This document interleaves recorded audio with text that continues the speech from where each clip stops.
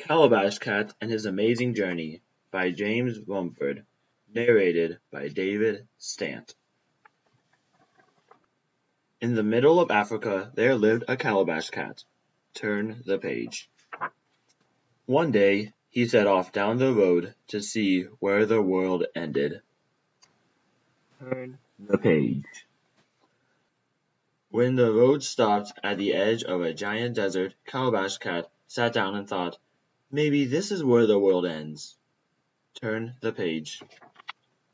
Just then a camel came by. He was surprised at how silly Calabash Cat was. "Climb up on my back and I will show you where the world ends." And they walked across the desert. Turn the page. But when they reached the far side of the desert where the grasslands begin, the camel stopped and said, "Here, my friend, is where the world ends." Turn the page. Calabash Cat would have believed the camel had a horse not happened by. The horse was quite surprised at how small-minded the camel had been. "Climb up on my back and I will show you where the world ends." And they galloped across the grasslands. Turn the page. But when they reached the far side of the grassland where the jungle began, the horse stopped and said proudly, "Here, my friend, is where the world ends."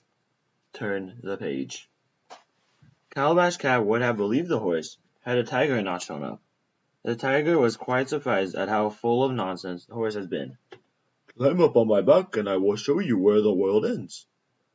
And they bounded through the jungle. Turn the page. But when they reached the ocean, the tiger stopped and said, as sure as he could be, "Here, my friend, is where the world ends." Turn the page. Calabash Cat would have believed the tiger had a whale knot called from the waves. The whale was quite surprised at how wrong the tiger had been. "Climb up on my back and I will show you where the world ends." And they swam across the sea. But when they reached the other side of the ocean, the whale said, without hesitating for 1 minute, "Here, my friend, is where the world ends." Turn the page.